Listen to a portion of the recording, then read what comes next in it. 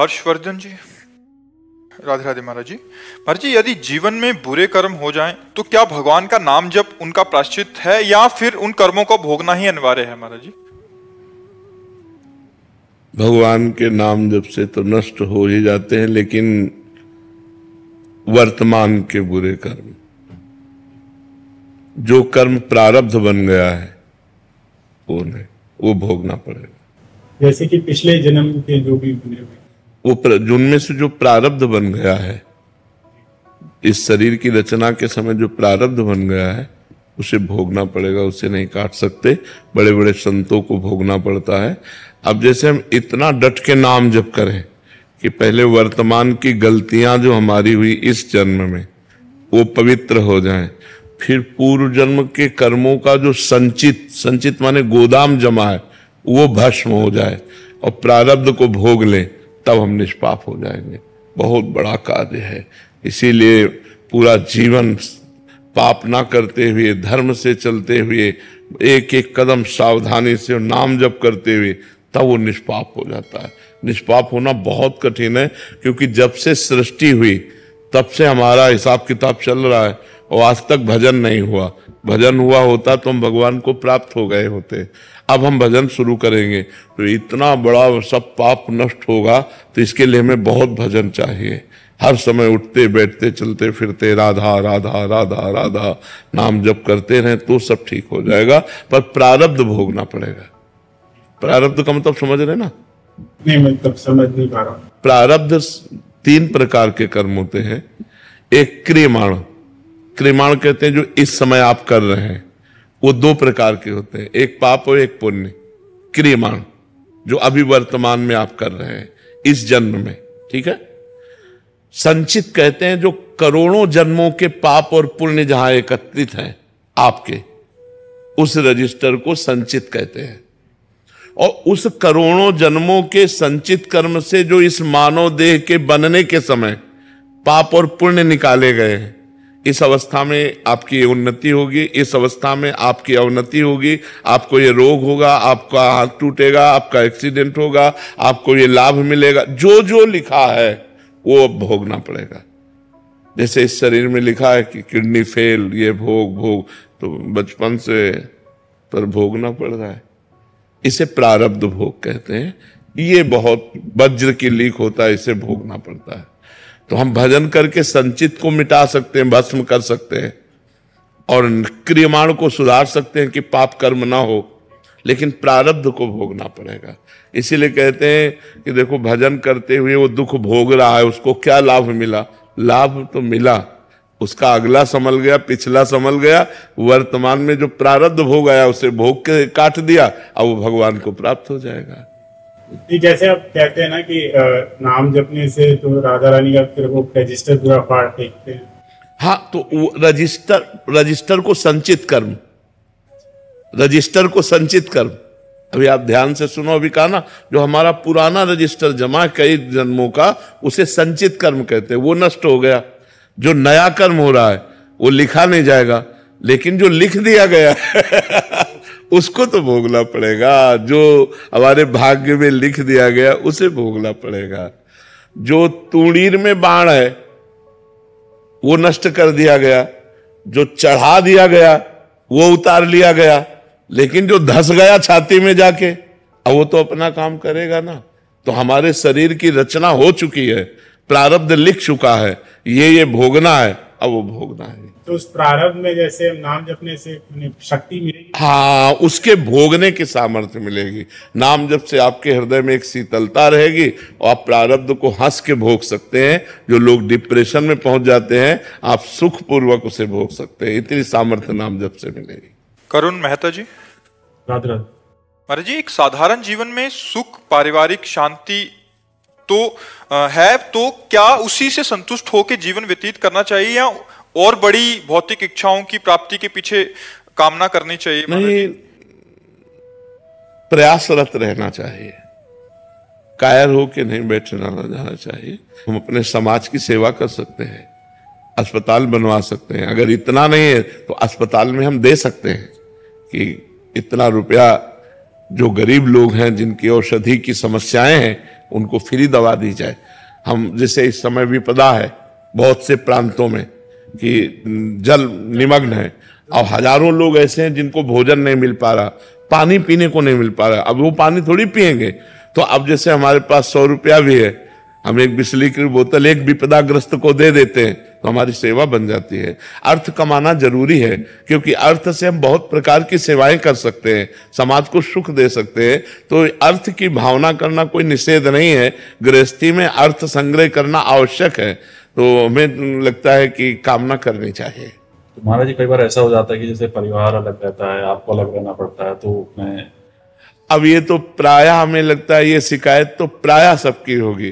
कोई आर्मी में है, कोई पुलिस में है, कोई व्यापार में है, देश विदेश उसे व्यापारी को भी जाना पड़ता है।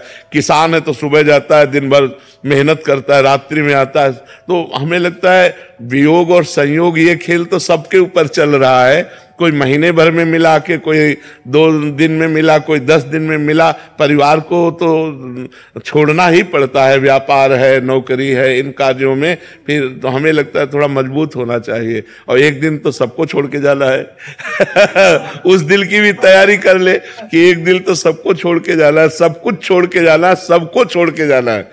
ये बड़ा दुखद विषय है इस लोक का। इस लोक का बड़ा दुखद विषय है। पूरे जीवन कमाकर मकान बनाया, पूरे जीवन भर सब कुछ किया और सब छोड़ के जा रहे हैं यार। सरकारी कर्मचारी की यही विपदा है। मेहनत कमाता है, रिटायरमेंट में मकान बनाता है, बिल्कुल, फिर बच्चे भी नहीं रहते, वो तो पता नहीं कहाँ रहते। बिल्कुल बिल्कुल बिल्कुल। मनोज कुमार जी, महाराज जी सादर प्रणाम। गुरुजी, मेरा प्रश्न है कि क्या जीवन में एक गुरु का होना अत्यंत आवश्यक है जिससे कि हमारा उद्धार हो सकते? यदि एक सच्चे गुरु की पहचान करनी हो तो कैसे कर सकते? भगवान के सिवा हमें कोई सच्चे संत से मिला दे ऐसा असंभव, क्योंकि बाहर से सच्चाई नहीं जानी जा सकती। बाहर से वैभव दिखाई दे सकता है, वाक पटुता दिखाई दे सकती है, रूप दिखाई दे सकता है, शरीर दिखाई दे सकता है, स्थिति कैसे जानोगे? गुरु की जो स्थिति है वो तो नहीं जान पाओगे ना, वो भगवान जानते हैं। तो हमें लगता है हमें भगवान से प्रार्थना करना चाहिए कि भगवत प्राप्ति के मार्ग में हमको जो आप तक मिला दे, ऐसे संत का संग करा दो। तो जब द्रवहि दीन दयालु राघो तो साधु संगति पाइए। जब भगवान द्रवित होते हैं तो संतों का संग प्राप्त होता है। साधुता और साधु भेष ये दोनों अलग अलग है। साधु वेश धारण करना सहज है, लेकिन साधुता लाना ये बहुत कठिन है। मतलब जो संतों के आचरण है वो होना बहुत कठिन है। साधु वेश तो कोई भी धारण, साधु महात्मा बाहरी बनने में थोड़ी देर, लेकिन पूरा जीवन हो गया, पूरा जीवन बचपन से जो भगवान के लिए हमारे अंदर में प्रेम होना चाहिए वो प्रेम नहीं, जो भगवान के लिए हमारा समर्पण होना चाहिए जब हम देखते हैं वो हमें कमी नजर आती है। तो अब सोचो बचपन से लेके अभी तक चल रहे हैं और हमें कमी ही नजर आ रही, अपने में कमी नजर आ रही। तो कैसे? साधु का जीवन केवल भगवान ही जानते हैं। साधु भगवान को जानता है, भगवान साधु को जानते। तो हमें लगता है भगवान से प्रार्थना करनी चाहिए कि साधु से मिला दो। नहीं तो जैसे हीरों की बोरियां नहीं होती, नहीं बोरियों में हीरा थोड़ी होता है कि भाई बोले ट्रक में क्या लदा, बोले हीरा लदा वो एक दो चार ऐसे, अरे ऐसे संतों की जमात नहीं होती। कोई एक पाव भगत जो भगवान में तृप्त है, भगवान के चिंतन में डूबा हुआ है, वो पूरे लोक को पावन कर सकता है। एक महात्मा पूरे मृत्यु लोक का उद्धार कर सकता है। मम भक्ति युक्तो भुवनम पुनातु, मेरी भक्ति से युक्त महापुरुष पूरे लोक को पावन कर सकता है।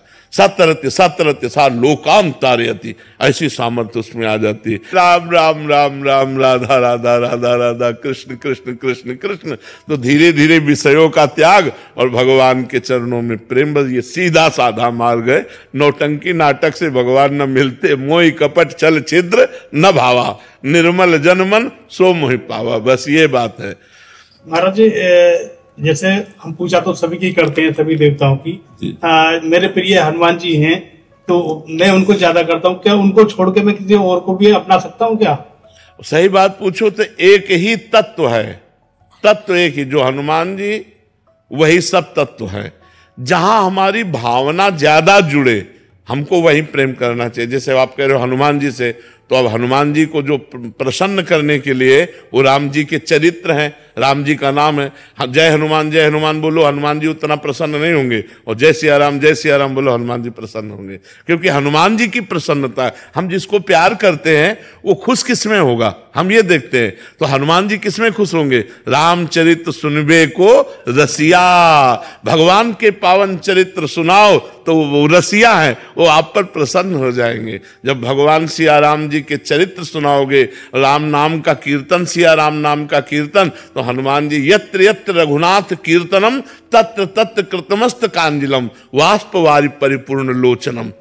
भगवान के पावन नाम कीर्तन को सुनकर हनुमान जी के आंसू आने लगते हैं। और वहीं वहीं यत्र यत्र रघुनाथ कीर्तनम तत्र तत्र कृतमस्त कांजलम वाष्पवारि परिपूर्ण लोचनम। हनुमान जी महाराज जहां जहां सिया राम नाम का कीर्तन होता है वहां सुप्रवाह करते हुए गुप्त रूप से विराजमान रहते हैं। तुम अपने हनुमान जी को प्रसन्न करने के लिए रामचरितमानस सुनाओ, सिया राम नाम कीर्तन सुनाओ, भगवान की महिमा, हनुमान जी प्रसन्न हो गए। अश्मिता सिंह जी गोरखपुर से। मर्जी राधे राधे। मर्जी, संतों को ईश्वरी साक्षात्कार होने के बाद भी संत जन किसी दूसरे से नहीं कहते कि मुझे साक्षात्कार हुआ है, ऐसा महाराज जी क्यों? एक लौकिक संपत्ति अगर आपके पास है तो आप उसे बहुत छुपा के रखते हैं, नहीं रखते? सोना चांदी रुपया पैसा, आपके पास जो मूलधन है आप उसे छुपा के रखते हैं। फिर भागवतिक संपत्ति को कैसे कहा जा सकता है? कैसे कहा जा सकता है? आप विचार करो, भगवान ने हमें क्या दिया है? ये बाहरी तो प्राकृतिक है, माया जनित है, हमें अंदर क्या दिया है, ये कैसे कहा जा सकता है? इसलिए कोई भी संत महात्मा ऐसा कहते नहीं मिलेंगे। जितने भगवत प्राप्त हुए सब ऐसे हुए, सब नम्र दैन्य, चार गाली दे दो तो सुन के चल देंगे, वो पलट कर गाली नहीं देंगे, तुम्हें शाप नहीं देंगे, तुम्हारा अहित नहीं करेंगे, क्योंकि सब में वो अपने भगवान को देखते हैं। सिय राम में सब जग जानी, वो किससे बतावें? सर्वांतर्यामी भगवान सब जानता है, इसलिए वो चुप रहते हैं, शांत रहते हैं। भगवत चर्चा, भगवत स्मरण, भगवत नाम कीर्तन सिद्ध होने पर भी यही करते रहते हैं। महाराज जी, अंदर से भावनाएं नहीं उठती, या मतलब उनमें भी सामर्थ होता है, अगर वो किसी का अनिष्ट कर ही नहीं सकते महाराज जी, ऐसा अंदर नहीं, से अनिष्ट की तो जगह ही नहीं रह जाती, वही अंदर ही नहीं भाव। नहीं, अनिष्ट की जगह नहीं रह जाती। आप उनका, संतों का अनिष्ट कर दो तो स्वामी देखेंगे, लेकिन वो अनिष्ट नहीं कर सकते। अगर उनसे पूछा जाए तो भगवान से भी वही मनाएंगे कि भगवान इसको सद्बुद्धि दो, इसका मंगल करो, इसको तनिक भी कष्ट मत दो, ऐसा हृदय हो जाता है। इतना हमारी वाणी जी में भी मंगल गान में आता है, हाँ, करत जे अनुशयन निंदक तीनों पे उन पे अनुग्रह करेंगे। हाँ, देखो अब एक हम तुम्हें कथा सुनाते हैं। श्री जयदेव जी महाराज बड़े प्रसिद्ध संत हुए हैं, जयदेव जी। उनका गीत गोविंद प्रसिद्ध है, जिसे जगन्नाथ जी सुनकर के पीछे पीछे डोलते हैं, जो गीत गोविंद गाता है, ऐसी महिमा है गीत गोविंद की। बड़े सिद्ध महापुरुष। तो किसी भक्त ने उनको आमंत्रित किया, बुलाया अपने घर, तो गए, उसने अर्चना वंदना की और 4 असरफी दी। उस समय असरफी का समय था, 4 असरफी दी। अब वो लेके चल रहे थे, तो 4 लोग जो ठग स्वभाव के थे, जैसे अपने को इत्र की गंध आती है, ऐसे उनको सोना चांदी रुपया पैसा की गंध आती है, उनको समझ में आ जाता है। तो देखा अकेले जंगल के रास्ते से जा रहे, 4 असरफी बांधे, तो लग गए आसपास। जयदेव जी ने देखा, वो तो महान संत थे। उनका भैया ये है 4, खोली, तो कहा आप ले लो। चारों ने ले लिया, बोले ये बड़ा चतुर है, अभी तो दे दिया, आगे फंसा देगा हमें। बोले क्या कर? बोले हाथ पैर काट के कुएं में डाल दो। दुष्ट अपनी दुष्टता नहीं छोड़ता और साधु अपनी साधुता नहीं छोड़ता। काट दिए उनके हाथ पैर, काट के कुएं में डाल दिया। अब बोलो उनको 4 मिली थी, वो समझ गए चारों लेना चाहते, खोल के दे दिया था, ले लेते हैं। काहे को संत को कष्ट दिया, हाथ पैर काट के कुएं में डाल दिए। अब वो कुएं से भगवान नाम कीर्तन, तो एक राजा वहां से गुजर रहा था, मधुर मधुर आवाज आई भगवान के यश की। उनका कहां से आ रही? बोले कुएं से। कुएं में देखा तो जयदेव जी को, तो उन्होंने निकलवाया, औषधियों का लेप करवाया, अपने महल ले गए, चरण सेवा उनकी की और पूछा भगवान मुझे भगवान की प्राप्ति कैसे होगी? ये पूछा कि किसने आपके किए? तो कभी नहीं, कुछ नहीं बोले। तो उनका मुझे भगवान की प्राप्ति कैसे हो? तो उनका संत सेवा। अगर संतों की सेवा हो तो भगवान की प्राप्ति सहज हो जाए। तो राजा ही थे, संतों की सेवा। जब सुना कि लोगों ने कि संतों के लिए खुला खजाना है, खाओ पियो जितना रुपया चाहो ले लो, सोना चांदी जो, तो जो संत होते थे वो तो केवल भोजन किए चले गए। तो वो चारों ठगों को सुनने को मिला कि यार एक राजा है, वो संत वेशधारियों को खूब माल चलाता है और खजाना खोल देता है, जितना ले जाओ। तो 4 संत वेश रखने में कितने मिनट लगते? मुंडन करवाओ, तिलक छाप लगाओ, हो गए संत, हो गए। तो अब जब गए तो जहां से संत गुजरते थे वहां दर्शन के लिए जयदेव जी को हाथ पैर कटे हुए थे, तो ऐसे उन्होंने देखा, अरे बोले तो वही है, ये तो वही है जिसके हाथ पैर काट के कुएं में डाल दिए गए थे। पर हमें पहचान नहीं पाया लगता है, पर अंदर डर आ गया कि अगर पहचान लिया और कहा इन्होंने ही हाथ पैर काटे थे तो फांसी की सजा अभी हमें दे दी जाएगी। पर जयदेव जी ने ऐसा कि मानो पहचाना नहीं, तो वो निकल गए, राजा को बुलाया और कहा ये जो 4 संत गए हैं ये हमारे बहुत प्रिय हैं। संतों की महिमा, बोले हमारे बहुत प्रिय है, इनकी बहुत सेवा की जाए। अरे अब तो जब गुरु जी के प्रिय संत है तो बड़ी सेवा, और खजाने में ले गए। और संत तो थे नहीं, ठग थे। अब बड़ी बड़ी गठरी वो अकेले नहीं उठा पाए, तो राजा ने कहा हम 4 सेवक भेज देते हैं।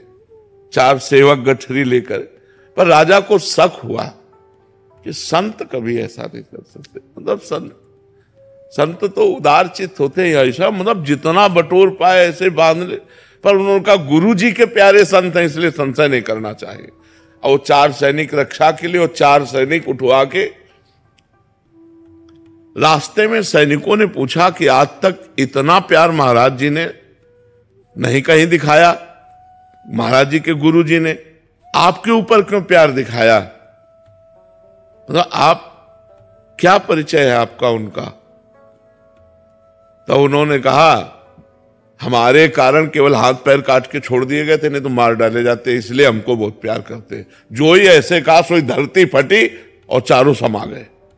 उसी इतना पाप बढ़ गया ना, तुरंत धरती फटी और चारों नष्ट हो गए। और जब जयदेव जी ने सुना कि चारों धरती में समा गए तो वो बहुत कष्टप्रद होकर ऐसे बोले हे भगवान ये क्या? सोई उनके हाथ पैर आ गए, क्योंकि महापापी। पर हम ये संत की साधुता देखे कि वो महापुरुष एक भी शब्द ने, अपने लोग देख ले बोले यही है, लेकिन वो ऐसा नहीं बोले, उनकी विशेष सेवा कर ली। तो संतों की महिमा तो बहुत विचित्र है।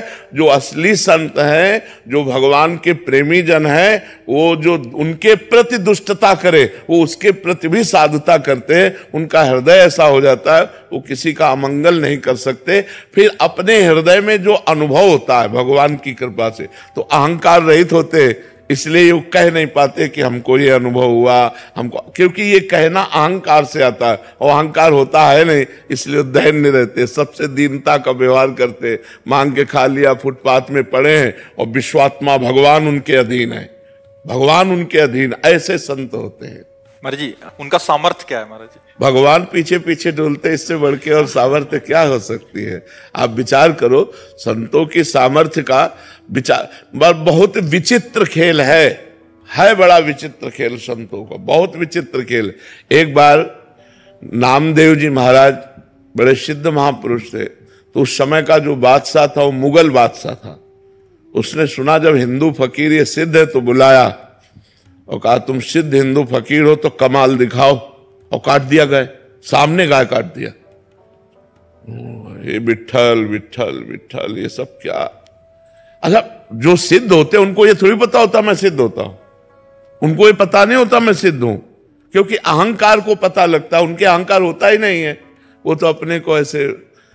अब जो ही गाय काट के आप जिंदा करो, तो उन्होंने गाय का सर ऐसे कहा, विट्ठल विट्ठल विट्ठल। गाय उठ के खड़ी हो गई, अरे बादशाह चरणों में झुक गया, और उसने बड़े बड़े रत्नों से जटित एक पलंग दिया, तो उन्होंने पलंग को उठाया और नदी में फेंक दिया।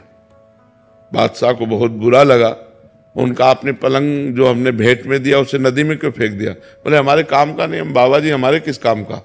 बोले हमारा पलंग निकालो। तो उन्होंने ऐसे 10 पलंग निकाल दिए नदी से, चमत्कार। अरे बादशाह चरणों में लौट गया। अब इतना सा हुआ, जय जय हुई, वहां से चल पड़े। बोले विट्ठल भगवान के दर्शन करने जा रहे हैं। अब विट्ठल भगवान के दर्शन करने के सोचा जूती कोई चुरा न ले जाए। अब आप विचार करो, इतने रत्नों के पलंग ऐसे निकाल दिए, तो उन्होंने अपनी जूती अपने गमछा में लपेटकर और कमर में बांध ली। और जब विट्ठल भगवान मंदिर में जूता प्रवेश निषेध है, जूता है, छाता है, ये चीजें प्रवेश निषेध है, तो वो जे भी विट्ठल भगवान के दर्शन करने से उन्माद में हो गए, अपने प्यारे के दर्शन से नाचने लगे। अब नाचने में गांठ खुल गई और जूता वहां गिरे, तो वहां के जो विट्ठल भगवान के सेवक थे ना, उनको धक्का मार करके उनको पीट करके बाहर। क्या लीला संतों की समझ में आवे। एक जगह इतने बड़े त्यागी हैं कि करोड़ों अरबों रुपए के रत्नों का पलंग फेंक देते हैं, और 2-4-5 रुपए की उस समय जूती मिलती होगी, उसमें तो संतों की सामर्थ्य और संतों की लीला ये समझ में नहीं आ सकती। बस उनकी शरण में हो जाए, सोई पार हो जाए, सोई पार हो जाए। अब अकबर बादशाह ने बुलाया तुलसीदास जी को कि आप सिद्ध फकीर हो, आप कोई चमत्कार दिखाओ। उन्होंने कहा हमको तो कोई चमत्कार नहीं आता, हम तो राम राम जपते, रात दिन पड़े रहते भगवान के सारे। बोले चमत्कार दिखाओ। बोले हम कह रहे हैं हमारे को कोई चमत्कार नहीं आता, हम तो सिर्फ राम राम कहते हैं और भगवान के भरोसे रहते हैं। उनका जेल में डाल दो। जब जेल में डाला, सोई हनुमान जी की याद की और कहा देखो हमारी इज्जत की बात नहीं, बात सिया राम की इज्जत की है। तुलसी किसका है? सिया राम का है। महाराज ये मुगल जेल में डाल दिया है, अब आप देख लो। हनुमान बाण की रचना करके जे ही गान किया, लाखों बानर ईंट से ईंट बजा दिया, पूरा जेल को उखाड़ के। अरे बोले ये क्या हो रहा है? बोले चमत्कार फकीर का, ये फकीर का चमत्कार है। जल्दी चरण पकड़ो, ले महल की धज्जियां उड़ा दे। अब एक से एक तगड़ा बानर, हनुमान जी की विविध सेनाएं टूट पड़ी, तो चरणों में गिरे। बोले महाराज ये चमत्कार पहले दिखा देते। बोले हमारा कुछ नहीं है, ये राम राम राम राम। तो हमारे जो भारत के सिद्ध संत हुए, उनको ये गर्व नहीं हुआ कि ये छू, ऐसा नहीं, वो तो भगवान में सारा चमत्कार भगवान दिखाते हैं। स्वाति गुप्ता जी। श्री हरिवंश महाराज जी, भगवान मेरे में हर जगह मैं आ जाता है, ये जानते हुए कि मैं, ये सबके आ जाता है, पर जब तक भजन नहीं करोगे तब तक मैं नहीं। अच्छा, इस मैं का ऑपरेशन करो थोड़ी देर विचार करके। क्या आपका शरीर रचा हुआ है? क्या आपका दिमाग रचा हुआ है? आपका रचा हुआ क्या है? आपकी नाक, आपकी आंख, आपकी कान, रचने वाला दूसरा है। आपका दिमाग, आपका सब कुछ दूसरा। बेकार का अहंकार करते हो। आपको जिस घर में जन्म दिया प्रभु ने दिया, गरीब धनवान, अच्छा बुरा, तो आप उसमें है नहीं। आपका शरीर रचा भगवान ने रचा, जो कुछ सृष्टि है भगवान की सृष्टि। हम अहंकार बेकार का करते हैं, कुछ नहीं। वही परमात्मा कर्मों के अनुसार जीव की रचना करता है। अहंकार करना व्यर्थ है। अहंकार केवल मूर्खता है। मैं कुछ नहीं, मैं कुछ नहीं, वो सब प्रभु के द्वारा है। कठपुतली अहंकार करे कि मैं बहुत बढ़िया नाच लेती हूं, तो बेकार है। नचाने वाला जैसा नचा रहा है वैसा कठपुतली नाचती। उमा दारू जो सित की नाई, दारू कहते हैं लकड़ी, जोशित माने कहते हैं पुतली। जैसे कठपुतली को नचाने वाला नचाता है, उमा दारू जोशित की नाई सबही नचावत राम गोसाई। भगवान सबको कर रहे। तो अहंकार करना तो हमें लगता ठीक है नहीं। क्यों, किस बात का अहंकार? अपने पास क्या है जिसका अहंकार करूं? हाँ, एक बात है, मैं भगवान का दास हूं, ये अहंकार है। अस अभिमान जाय जन भोरे, मैं सेवक रघुपति पति मोरे। मेरे सियाराम जी स्वामी हैं, मैं उनका दास हूं। गोस्वामी तुलसीदास जी कहते हैं ये अभिमान भूल करके भी ना जाए। और कोई अभिमान सब निंदनीय है, बंदनीय है, तो यही एक अभिमान बंदनीय है।